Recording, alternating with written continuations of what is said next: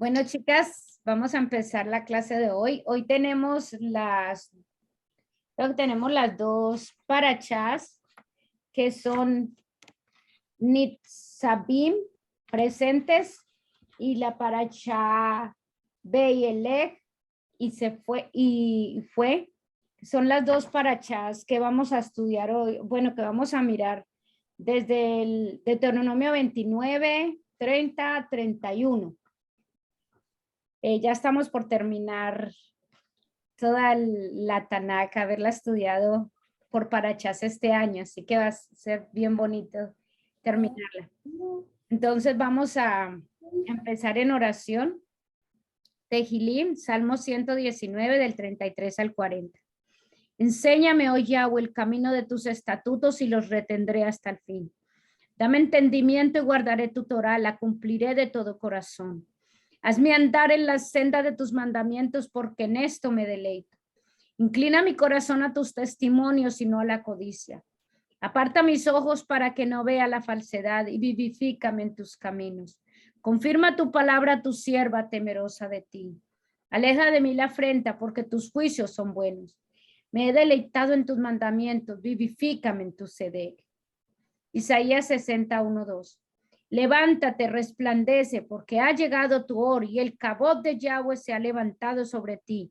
Pues he aquí que las tinieblas cubrirán Ares y densa oscuridad los pueblos. Pero sobre ti se levantará Yahweh y será visto su cabot sobre ti. Padre eterno, soberano del universo, soberano maestro, te invocamos en esta noche para que seas tú el que esté en nuestra reunión. Que sea tu palabra y que seas tú el que nos la enseñe. Toma el control de nuestro cansancio, toma el control de nuestros sueños, toma el control de nuestra mente.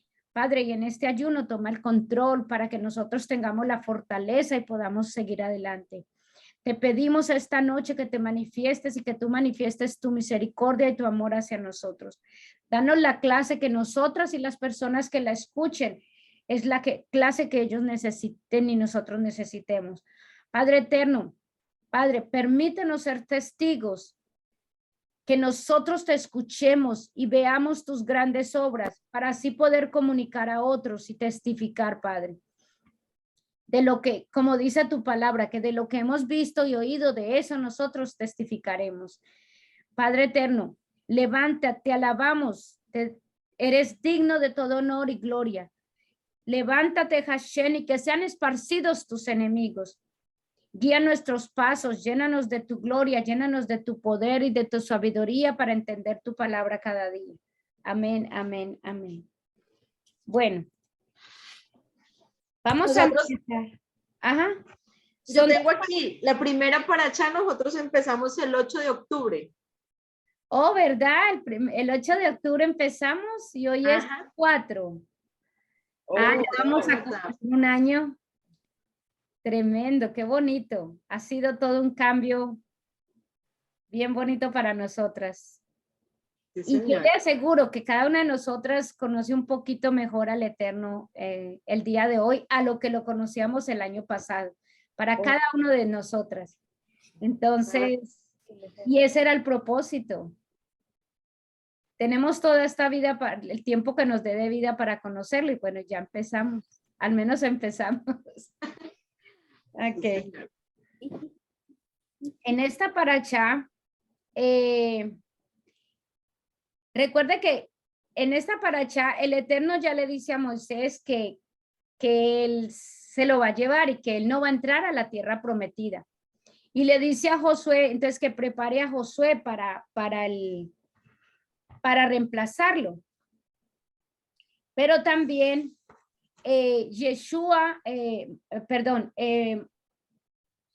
Yahweh le dice a Moshe, hay algo aquí bien interesante. La próxima paracha es básicamente un canto que el Eterno le dice a Moisés que escriba.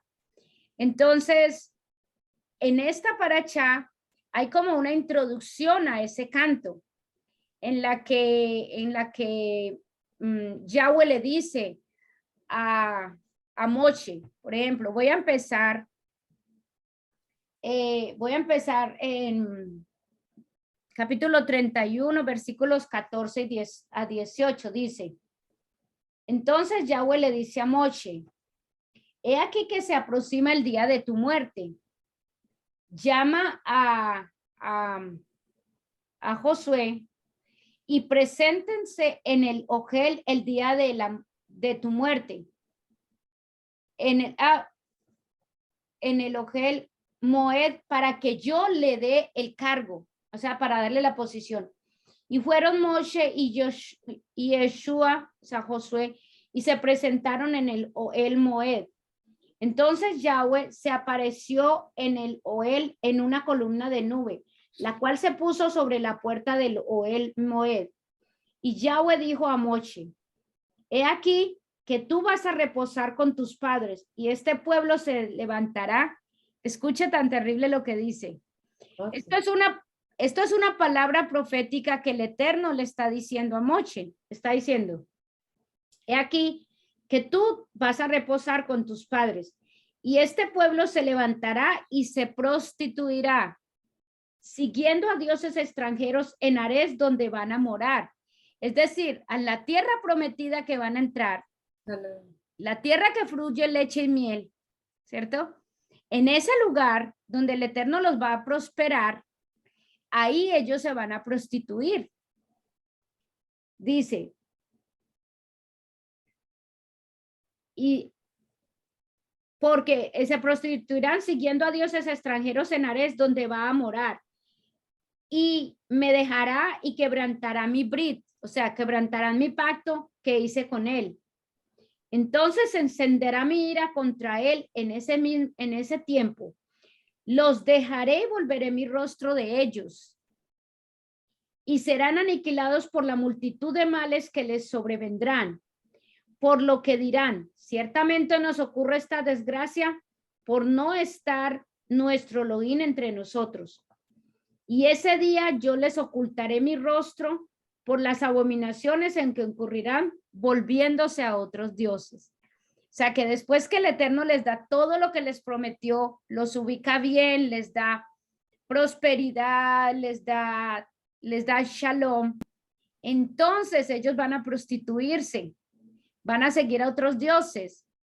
Entonces vamos a tener en cuenta aquí que el pueblo de Israel nunca dijo, vamos a dejar a Hashem y nos vamos a ir con otros dioses. El pueblo de Israel nunca hizo eso. El pueblo de Israel lo que hacía, y que a eso es que el Eterno se refiere cuando dice que lo dejan y se van con otros dioses, es que ellos tenían al Eterno, pero tenían otros dioses. Entonces estaban en prostitución, ¿sí? Porque tenían dos amantes, el Eterno y otros dioses, ¿sí? Porque eso es prostitución, ¿recuerdan? Entonces eso es lo que estaba pasando. Entonces, luego sigue el versículo 19, dice, ahora bien, escribe este cántico y enséñalo a los hijos de Israel. Ponlo en su boca para que me sea por testigo contra los hijos de Israel. Entonces, ¿qué le está diciendo? Oh, hay un cántico que el Eterno le da a Moshe para que lo cante, que quede en el corazón, que quede en la boca de ellos, para que cuando pasen cosas que les van a pasar por la infidelidad que van a tener con el Eterno, entonces ellos tienen que ir, escuchar la canción y van a recordar lo que el Eterno ya les dijo, ¿sí? El Eterno sabe lo que el pueblo de Israel va a hacer, ¿sí? Entonces vamos a ver aquí, si les pongo, empecé aquí. Oh, pues ¿ven la presentación? ¿Sí? Ok. Sí, bueno, entonces dice, y será el canto de Moisés el que testificará al cielo y a la tierra y a todas las generaciones futuras que el Eterno les ha advertido. Y lo que les sucederá no será porque él ha sido infiel, más bien porque ellos abandonaron el Eterno. ¿Sí? Lo que les va a suceder. Dice, por lo tanto, escribíos este cántico y enséñalo a los hijos de Israel. Ponlo en boca de ellos para que este cántico me sea de testigo contra los hijos de Israel. O sea, ellos van a estar recordando y se van a dar cuenta, nosotros mismos, esto que estamos cantando es el testimonio de que nosotros fuimos infieles con el Eterno. Ahora, el versículo 24 dice, cuando Moshe terminó de escribir en el Sefer las palabras de esta Torá, le dijo, Moisés escribió este cántico y lo incluyó en el libro de Deuteronomio, ¿cierto? Entonces luego dice, dio órdenes a los levitas que llevaran el Aarón Brit de Yahweh y les dijo en el versículo 26, el versículo 26 les dice, tomen este Sefer HaTorah y póngalo al lado de Aarón Brit de Yahweh, su Elohim, para que sirva de testigo en su contra. Es decir, digo, póngalo, tome esta canción, tome este libro y póngalo junto al arca del pacto. Ahora, ¿qué había en el arca del pacto? Los levitas van a tomar el pergamino donde Moshe va a escribir. Ahora, tengamos en cuenta que lo que está escrito, de alguna manera siempre como que tiene más valor a lo que simplemente es hablado. Ahora, tengamos en cuenta que la Torá tradicionalmente se estaba siguiendo a través de una persona a otra, se hablaba. Pero o sea, es como que algo que nosotros vemos como que si está escrito tiene un poco de más valor que solo la palabra. Este cántico estaba escrito y el colocarlo junto al arca de la alianza era algo muy, muy significativo. Recordemos que el arca tenía las 2 tablas de los 10 mandamientos, la vara de Aarón y un frasco de maná, para recordarle al pueblo que el maná fue la provisión que el Eterno les dio en todo el tiempo que vivieron en el desierto. Ahora, mantener este pergamino de Deuteronomio junto al arca era una forma simbólica de mostrar que fue construido sobre esos mismos principios que tenían el arca. O sea, el estar cerca, porque dice, póngalo junto al arca, es decir, tiene valor. Ahora, pensemos en esto. Lo que había dentro del arca tenía un valor inmenso espiritualmente, inmenso para el pueblo de Israel. Estaba dentro del arca. Los 10 mandamientos estaban dentro del arca. El maná estaba dentro del arca. Entonces, estas cosas que estaban dentro del arca tenían un valor muy, muy, muy especial, muy superior. Ahora, el cántico de Moisés de Deuteronomio lo iban a poner al lado. Escuche, al lado. Dice, lo iban a poner al lado. Entonces, es como que tiene importancia, ¿cierto? Tiene importancia, tiene bastante importancia porque está al lado de algo muy valioso, muy importante que el Eterno para el pueblo de Israel, que el Eterno les está dando.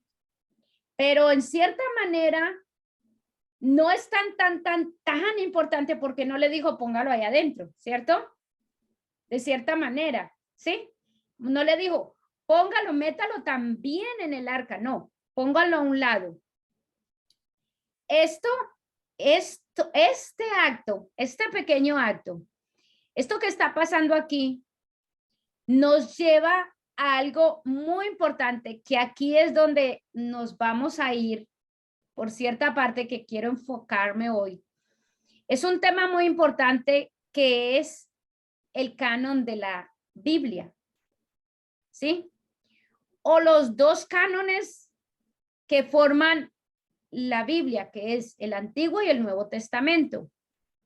Lo que está pasando aquí en Deuteronomio nos lleva como a tratar de entender si debemos colocar los diversos libros y escritos de las Sagradas Escrituras en algún tipo de jerarquía. ¿Sí? Es como decir, bueno, así como acabamos de ver, el cántico de Deuteronomio es muy importante, ¿cierto? Es muy importante para el pueblo, es bien importante, bien valioso, pero no tiene el mismo peso espiritual que tendrían los 10 mandamientos porque están metidos dentro del arca, ¿cierto? Bueno, es lo mismo que está pasando y por eso queremos hablar un poco del Nuevo y el Antiguo Testamento, como el canon, porque hasta cierto punto se le ha dado una jerarquía. Eso es decir, jerarquía quiere decir una cosa más valiosa que otra. El simbolismo de colocar a Deuteronomio al exterior del arca, ¿cierto? Es decir, fuera del arca, pero al lado, demuestra una conexión firme entre, obviamente, entre los 10 mandamientos y el libro de Deuteronomio. Y obviamente también nos muestra que hay una jerarquía, que hay algo más valioso que otro, ¿cierto que sí? Viéndolo solamente así. Ahora, esto no es algo que nosotros digamos, oh, eso es nuevo, tal cosa. No, pensemos en esta manera. Si nosotros miramos la Biblia, en todos los libros de la Biblia, hay libros que se le han dado más jerarquía que a otros, más valor que a otros, ¿sí? Nada más hoy en día, nosotros sabemos que hoy en día la idea es que el Nuevo Testamento es lo que los cristianos debemos estar leyendo y el Antiguo Testamento es algo más bien histórico, ¿sí? Mire que nosotros mismos hoy en día le hemos dado una jerarquía a la palabra, ¿sí? Los evangelios tienen la posición más alta hoy en día. Generalmente, si nos ponemos a ver la Biblia, el Nuevo Testamento, los evangelios, es decir, el libro de Mateo, de Marcos, de Juan, de Lucas, tienen un estatus más alto y luego lo sigue las epístolas de Pablo, ¿sí? Y luego posiblemente Pedro y Juan, y que el libro de Juan es el que escribió el libro de Apocalipsis. Entonces, hay como una jerarquía. Entonces, vamos a mirar un poco lo que tiene que ver el canon bíblico, ¿sí? El canon bíblico, ¿qué es eso? Canon significa que el material que contiene una colección de libros ha sido acordado como una autoridad por algún órgano religioso o un consejo. Eso es lo que se refiere canon. Ahora, entonces, se denomina canon bíblico a la lista de libros que son aceptados por la Iglesia como textos sagrados de inspiración divina. A eso se denomina canon, ¿sí? Entonces, es decir, los textos, nosotros lo diríamos así, en nuestras palabras. Bueno, entonces, obviamente, los libros que están en la Biblia, el canon de la Biblia, pues son los libros que están ahí. En el Antiguo Testamento, ¿cuáles son? En el Nuevo Testamento, los que son. Porque han sido declarados como de inspiración divina, por eso se pusieron ahí. Ahora, entonces, la pregunta sería, ¿cómo y cuándo el contenido de la Biblia hebrea y el Nuevo Testamento se convirtieron en canon? Es decir, ¿cómo y cuándo el Antiguo Testamento cómo y cuándo alguien dijo, esta es inspiración de Dios, entonces tiene que estar juntos y están en este libro? Y lo mismo con el Nuevo Testamento. ¿Cómo y cuándo alguien dijo que esos libros eran inspiración divina? ¿Sí? Ahora, por ejemplo, la Iglesia Católica tiene en su Biblia 77 libros. Es decir, la Iglesia Católica en algún momento decidió que eran 73 libros los que eran inspiración divina y por eso los pusieron ahí juntos. La iglesia evangélica tiene 66 libros. Entonces, otro grupo de personas tomaron la decisión, no, estos no, estos sí, son 66. ¿Sí? ¿Ves lo que pasa? Hay cambios, hay cosas.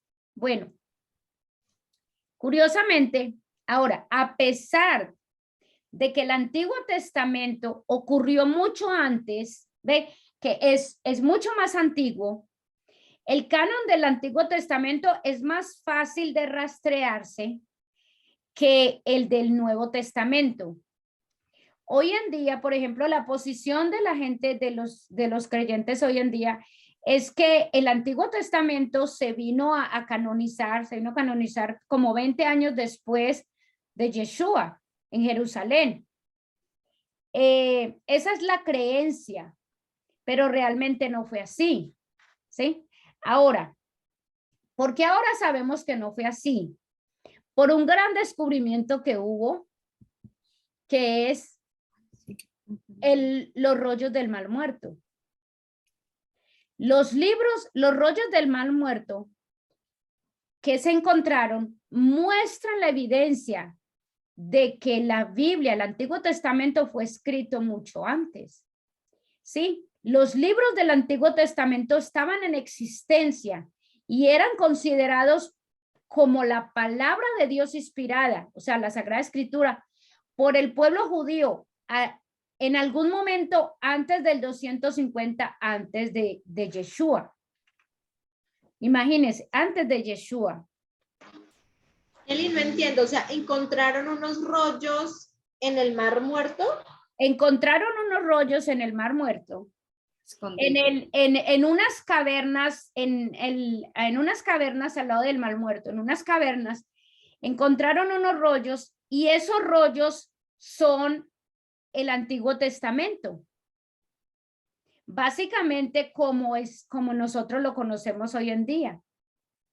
Entonces, y esos rollos se encontraron, creo que casi en el tiempo de Yeshua, pero eran de la época, pues, mucho antes.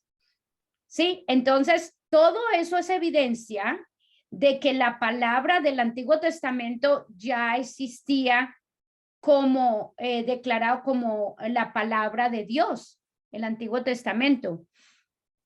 Los pergaminos del Mar Muerto fueron escritos alrededor de 100 años antes de Cristo y en ellos se descubrieron todos los libros del Antiguo Testamento, excepto los libros de Esther y Nehemías. Un historiador explicaba que para esa época, para la época de Yeshua, el canon del Tanakh había sido fijado durante mucho tiempo, más o menos como de 22 libros. Ahora, tengamos en cuenta que los libros que ellos dicen, después se fueron dividiendo.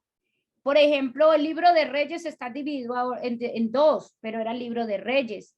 El libro de Crónicas ahora está dividido en dos, pero era un libro de Crónicas, ¿sí? Entonces, eso ha hecho que ahora sepamos que son más, pero hubo ciertas divisiones. Ahora, si retrocedemos un poco más, sabemos que la traducción griega de la Biblia hebrea ocurrió en alrededor de 250 antes de Cristo. Y era básicamente el mismo libro del Antiguo Testamento que nosotros tenemos ahora. Así que el Antiguo Testamento estaba en existencia y considerado como la palabra de Dios inspirada mucho antes, en 250 antes de Cristo.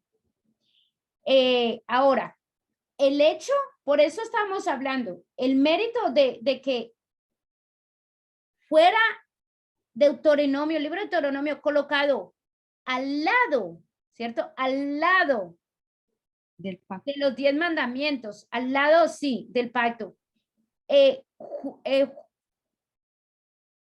Muestra como que obviamente no tiene el mismo peso, ¿cierto? Pero tiene un peso grande porque está al lado y tiene mucha validez, ¿cierto que sí? Tiene mucha validez porque está con él, al lado.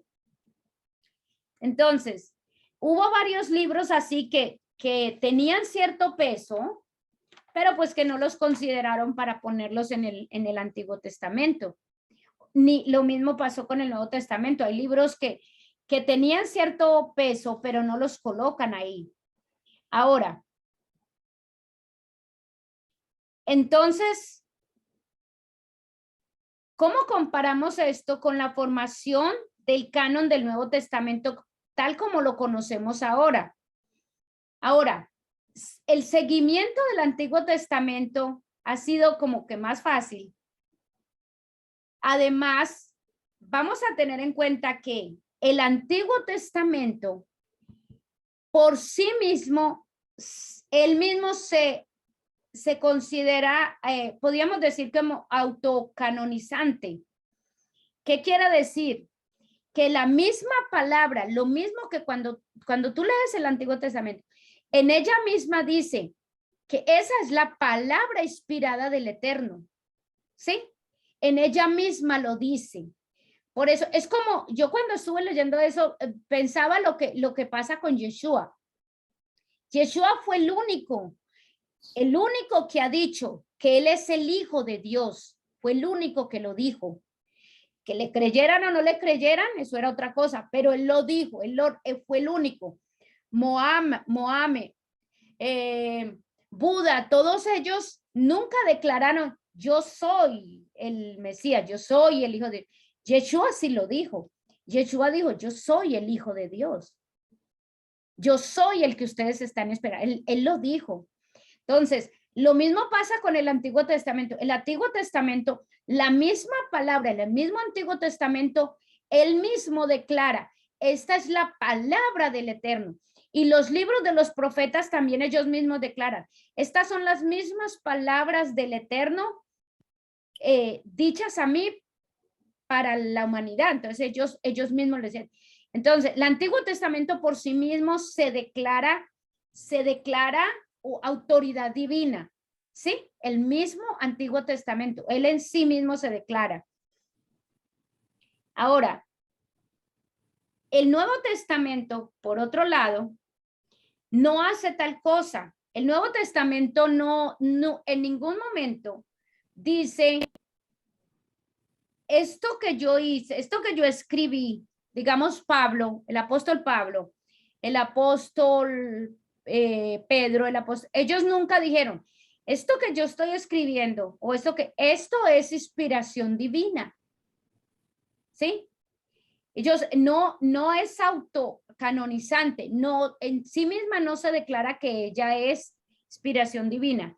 Ahora, ningún libro del Antiguo Testamento del Nuevo Testamento, afirma que su contenido se eleva a la condición de inspirado por Dios, que lo que sí lo hace el Antiguo Testamento.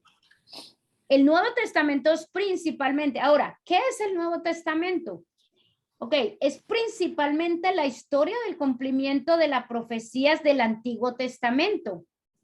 Escuche, el Nuevo Testamento es principalmente la historia del cumplimiento de las profecías del Antiguo Testamento concernientes al Mesías venidero. Y luego, comentarios sobre lo que esto significa para quienes, para los judíos por un lado y para nosotros los gentiles. De eso trata el Nuevo Testamento. Los mismos explican, bueno, quién el Mesías es, lo que él hizo y cómo él llegó a ser y cómo murió. La historia de la vida de Yeshua está contenida en los libros llamados los Evangelios. Entonces, la historia de Yeshua, de su vida, está en el libro de Mateo, en el libro de Marcos y en el libro de Lucas. En esos tres libros está la vida de Mateo la vida de Yeshua. Y tienen un poquito de diferencias, pero básicamente están hablando de la vida de Yeshua. Ahora, el libro de Juan es un poquito diferente. El Nuevo Testamento tiene otro tipo de literatura que se llama las epístolas, ¿sí?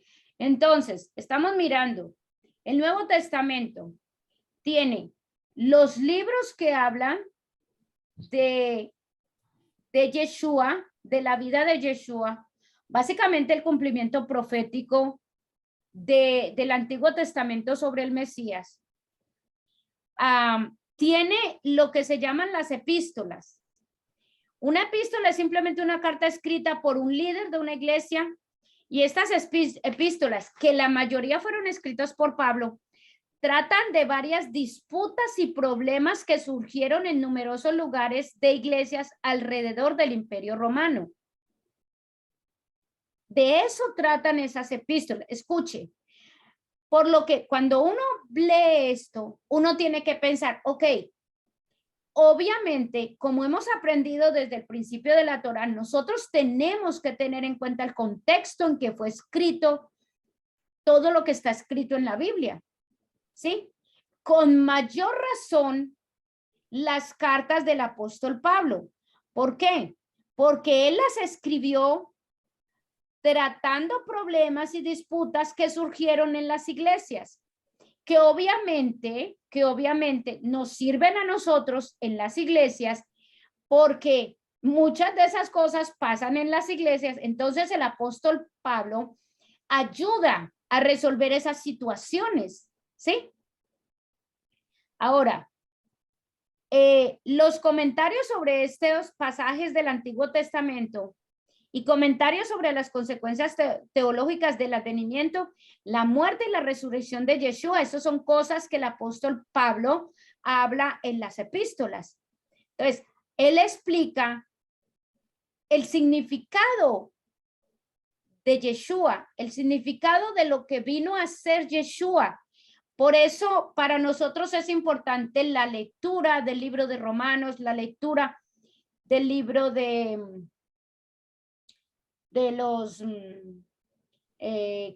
los Corintios. Esos libros, ¿por qué? Porque él nos muestra el significado que tiene para nosotros lo que Yeshua hizo. Y sus comentarios obviamente eran necesarios en esa época, como son necesarios hoy en día para poder nosotros tener un entendimiento de lo que Yeshua hizo. Ahora, las epístolas de Santiago, que nosotros leímos, estudiamos una, el medio hermano de Yeshua, se ocuparon principalmente de los asuntos de la iglesia en su sede en Jerusalén. Entonces, mire que nosotros leímos el libro de Santiago, y nosotros en el libro de Santiago veíamos que él hablaba de la fe y cómo uno debiera comportarse y que mantener la boca y cuidado con la boca. Todas esas cosas que él dijo, ¿sí? Él eran asuntos que él trataba en su iglesia, situaciones que él veía en la iglesia y él las hablaba y los puso. Santiago era el líder en esa época. En la época de Pablo, Santiago era el líder de la iglesia.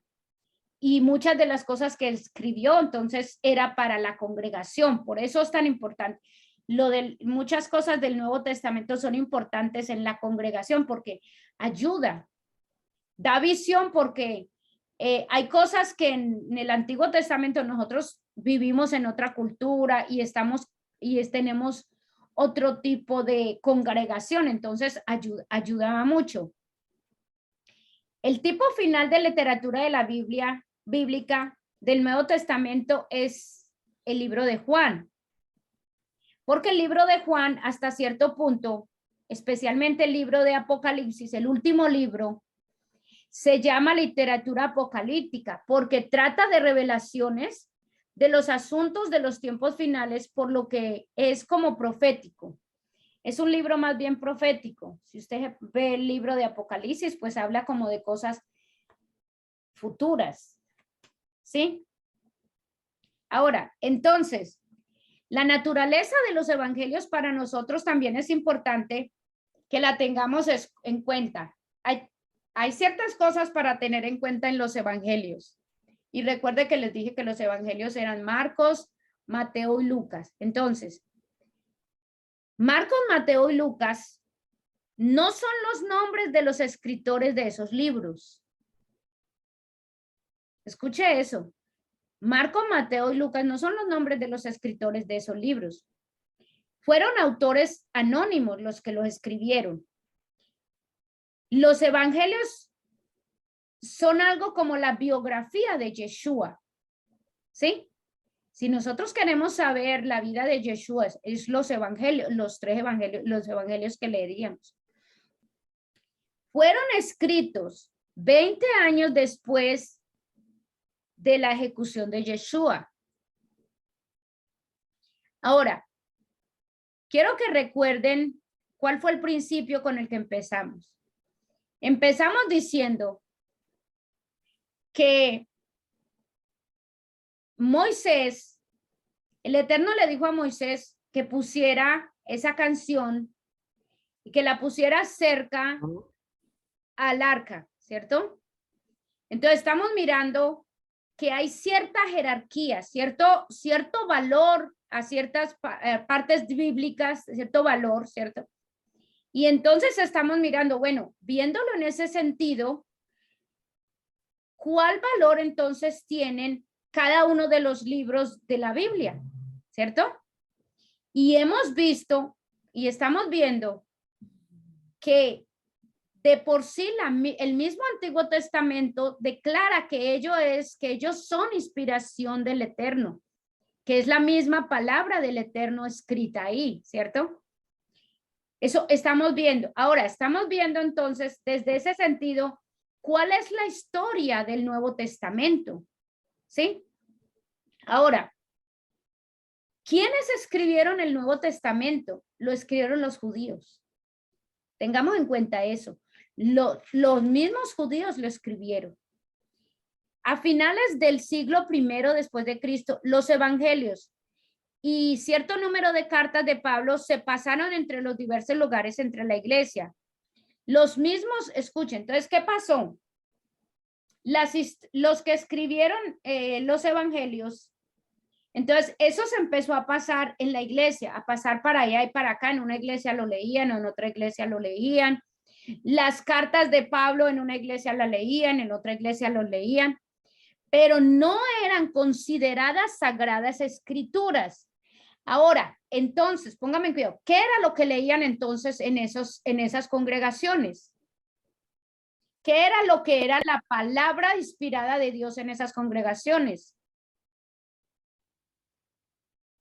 El Antiguo Testamento. El Antiguo Testamento. El Antiguo Testamento. Entonces, eso era lo que los guiaba. Y entonces empezaron a leer las cartas de Pablo y empezaron a leer, pues obviamente la historia de Yeshua. Yo me imagino que era emocionante ellos leerla, ¿cierto? Que, wow, y sobre todo si estaban leyendo el Antiguo Testamento y ver las profecías que hay ahí sobre Yeshua, y entonces agarrar la historia que están leyendo de la biografía, la vida de Yeshua, y decía, wow. Y Pablo haciendo énfasis de que es el significado de todo el Antiguo Testamento, como el Cordero es Yeshua, como... Entonces, claro, imagínense, daba mucho interés y mucho deseo de leerla a la vez que están leyendo la Torá, leer las cartas de la historia de Yeshua, las cartas del apóstol Pablo, ¿sí? Pero no eran consideradas sagradas escrituras. Es más, ni siquiera se consideraban un nivel suficiente inspirado para ser como iguales en vigor, a decir, como ponerlos al lado de la Tanakh, al lado de la Torá, ¿cierto? Ni siquiera se pensaba en eso. Las cartas ciertamente se consideraban autorizadas, o sea, tenían autoridad, tenían un valor, lo que significaba que se consideraban como reglas y regulaciones como manejar varios asuntos en la iglesia, o sea, se veía que tenían autoridad, tenían valor para manejar asuntos en la iglesia. Los registros muestran que bajo toda circunstancia, la Biblia que ellos usaban en las iglesias en el tiempo de Yeshua y mucho después de Yeshua era la Tanakh. Y la Tanakh en el Antiguo Testamento. Ahora, ¿cuándo fue que por primera vez se hizo como un intento, un registro de Porque entonces hasta el momento, escuche, hasta ese momento, la única Biblia, la única palabra autorizada de inspiración divina era la Tanakh. ¿Ok? O sea, el Antiguo Testamento. Ahora, se registró por primera vez el primer intento de registrar, de considerar realmente las cartas de Pablo y los evangelios como santas escrituras, el primer intento, escuche, ocurrió en el año 144 después de Yeshua.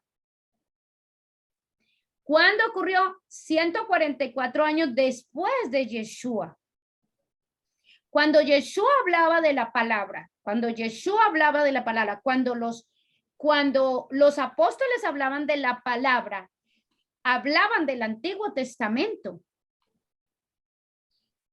144 años después es que por primera vez un europeo llamado Marción fue el culpable de todo esto. Él dijo, él era un recién convertido cristiano, era rico y muy poderoso, ¿cierto? En el transporte marino. Él no era un líder de la iglesia, pero escribió un libro que que tenía que ver con la iglesia gentil, con los gentiles que iban a la iglesia, ¿cierto? En su libro, el libro se titulaba Antítesis y expuso su teología personal y comenzó con las proposiciones. Ahí fue donde primera vez surgió. Él comenzó con la proposición de que todas las cosas de origen y sabor judío deberían ser eliminadas de la iglesia. Crear una nueva Biblia cristiana y anular la Biblia hebrea para los cristianos. Ahí fue donde surgió. Bueno, no, ahí no surgió. Ahí fue donde alguien tuvo una primera idea. Okay, vamos a quitar. Escuche, y mire dónde empezó. Todas las cosas de origen y sabor judío deberían eliminarse de la iglesia.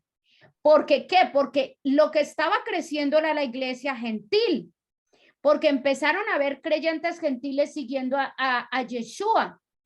Eran más los gentiles que estaban siguiendo a Yeshua que los judíos. Entonces dice, vamos a quitarle todo sabor judío a esto.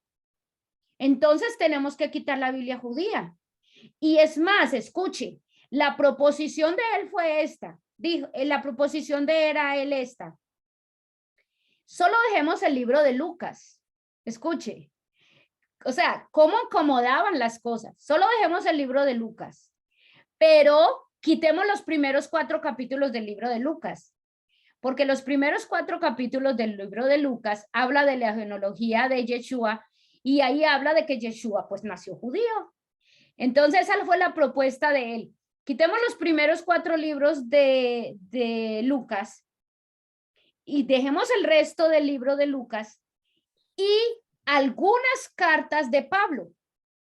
Entonces con esos formemos una Biblia para los gentiles. Esa fue la propuesta de él. Ahora, obviamente esa propuesta no fue aceptada. O sea, no, la gente no estuvo de acuerdo, obviamente, pero a lo largo del tiempo, esa idea vino a dar cierto fruto. Ahora, ¿por qué les digo esto? Porque hablar del canon del Nuevo Testamento no hay, escuchen, no hay un canon del Nuevo Testamento universalmente acordado en toda la iglesia. Incluso hasta el día de hoy no lo hay. Y recuerde que en un principio les dije, la Iglesia Católica tiene 73 libros, la Iglesia Evangélica tiene 66. ¿Ves? Entonces, no hay un canon del Nuevo Testamento universal como lo hay con el Antiguo Testamento, No lo hay que diga, esta es la palabra inspirada del Eterno. No, de acuerdo a los diferentes concilios y agrupaciones, han tomado ciertos libros para determinar estos son inspirados por el Eterno, estos no son inspirados por el Eterno. ¿Ven eso? Hasta el día de hoy. Entonces, fue como alrededor del 2020, después de Cristo, que finalmente ciertos evangelios y epístolas fueron elevados al estatus de sagradas escrituras y por lo tanto el concepto del Nuevo Testamento fue formado. Escuche, fue alrededor del 220 después de Cristo. Por lo tanto, cuando el apóstol Paul, cuando los que escribieron las historias de Jesús, cuando los que escribieron las cartas y todo eso, ninguno de ellos en su imaginación se les ocurrió siquiera pensar, se le iba a ocurrir siquiera pensar que lo que ellos estaban escribiendo iba a ser elevado al estatus de la palabra divina autorizada por el Eterno. No se les ocurrió.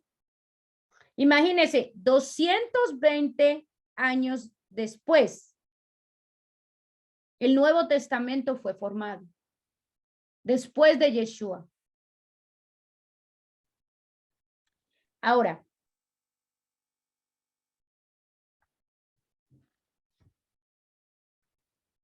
ni siquiera se había pensado en añadirle algo adicional a la escritura o pensar Nuevo Testamento y Antiguo Testamento.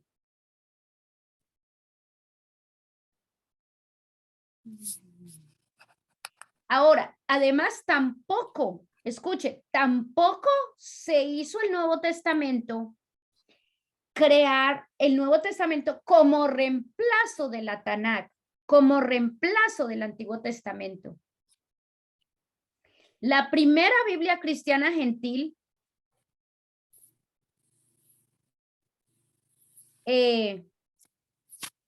la primera Biblia cristiana, la primera Biblia que los cristianos que empezaron a surgir leían por más de 200 años fue la Tanakh, la Biblia hebrea.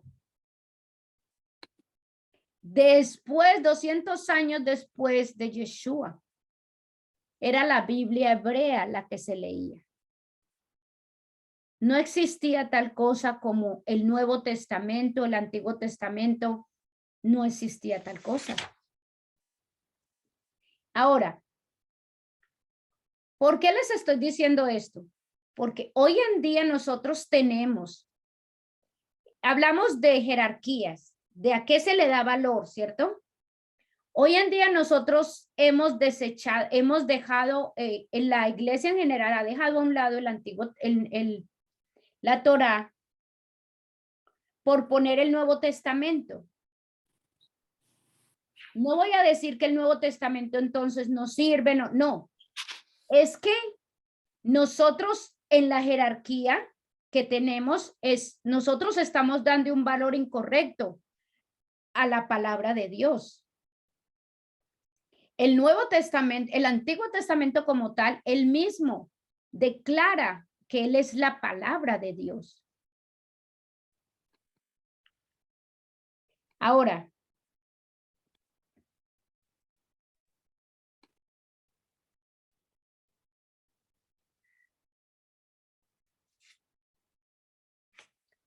entonces, ¿qué podríamos concluir de esto?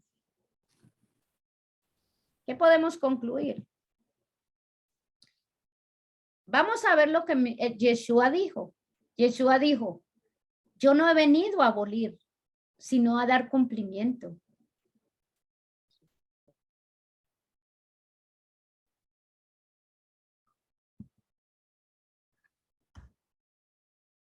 Dice, no pienses que he venido para abrogar la ley o los profetas. No he venido para abrogar, sino para cumplir.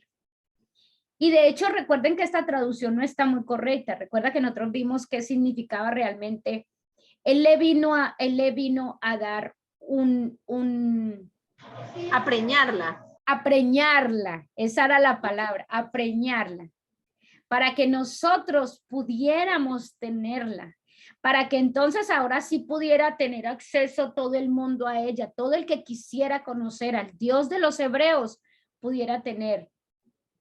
Dice, porque de cierto os digo que hasta que pasen el cielo y la tierra, ni una jota, y recuerda que dice realmente en hebreo, ni una ni una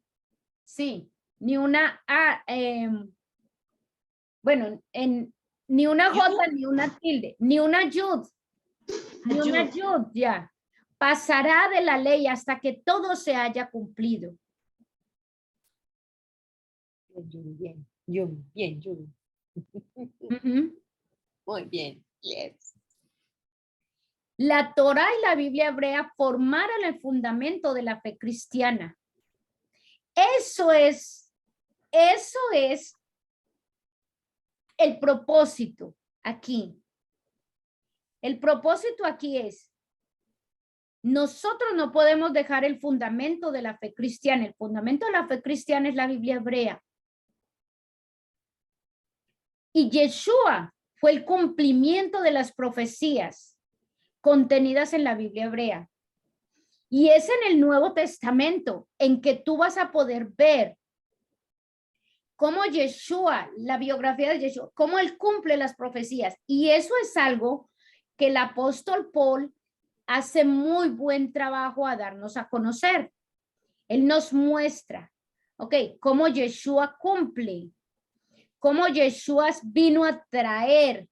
Entonces, a mostrarnos que, y Yeshua lo dijo, él dice, la salvación viene a través de los judíos, viene a través de los judíos. Entonces, él vino a traer ese cumplimiento. Aquí viene la salvación para el mundo. ¿A través de quién? A través de los judíos. Porque el Dios, el único y verdadero Dios que existe es el Dios de los hebreos. Entonces, ¿cuál es la intención aquí? Que nosotros le demos realmente el valor a la palabra, el valor que tiene. Que la jerarquía de nosotros no sea la jerarquía que nosotros vemos y hemos escuchado. Que la jerarquía sea la correcta, es decir, que le demos el valor de la Torá que realmente tiene. Los demás no es que no sean importantes, son importantes. Pero la inspiración, la palabra inspirada del Eterno, ¿cuál es? Todas nos ayudan, todas son importantes, pero no podemos descartar una, nosotros darle a una un valor y a la otra descartarla totalmente. Mire que Moisés hizo esto. Moisés puso al lado de los mandamientos, al lado, o sea, le dio valor, no le quitó valor, le dio valor, pero tenía claro cuál era el valor de cada cosa. ¿Sí? Eso es lo que tenemos que tener en cuenta. Ahora, porque este cántico que él va a hablar, que es la parachá de la siguiente semana, que básicamente lo que vamos a hacer es leer ese cántico, porque la parachá de la siguiente semana es ese cántico, el cántico de Moshe. Eso es lo que vamos a leer. Vamos a leer el cántico toda la semana, el cántico de Moshe, que es muy, muy significativo, porque todos estos libros ya al final que estamos leyendo, estos capítulos son muy proféticos, Entonces voy a terminar aquí la clase